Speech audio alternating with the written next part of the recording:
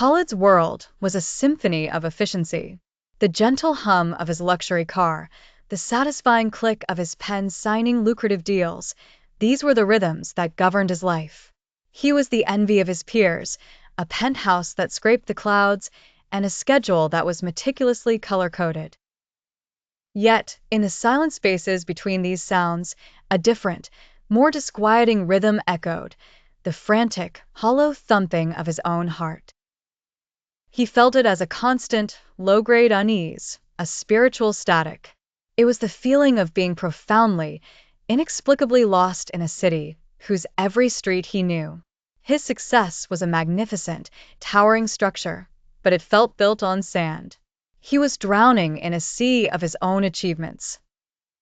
The catalyst was a Tuesday. A merger he had worked on for months collapsed due to a factor no one could have predicted. The loss was staggering.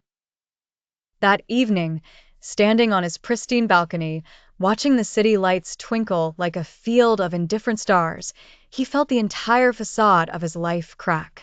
The unease wasn't in the background anymore. It was a screaming void in the center of his chest. Desperate for an anchor, a memory surfaced. His grandfather, a simple man with hands gnarled from a lifetime of carpentry, but eyes that held an unshakable peace.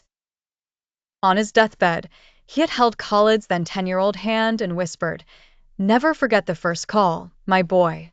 It is the anchor in every storm. It is the rhythm of the remembers."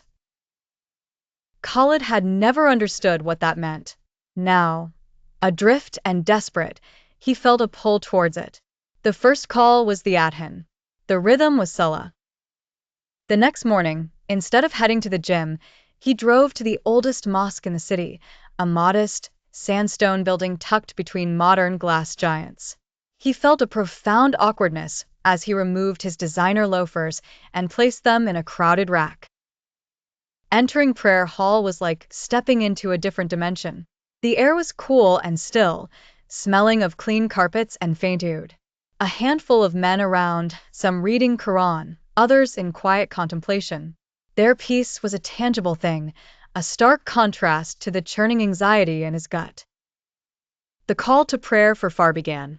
The muadhin's voice was not melodious in a trained way, but it was powerful, raw, and filled with a conviction that vibrated in Khalid's bones.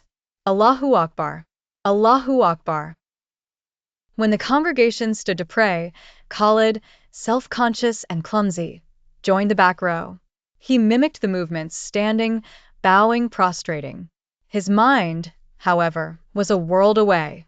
It raced through the failed merger, his angry investors, the emails piling up on his phone.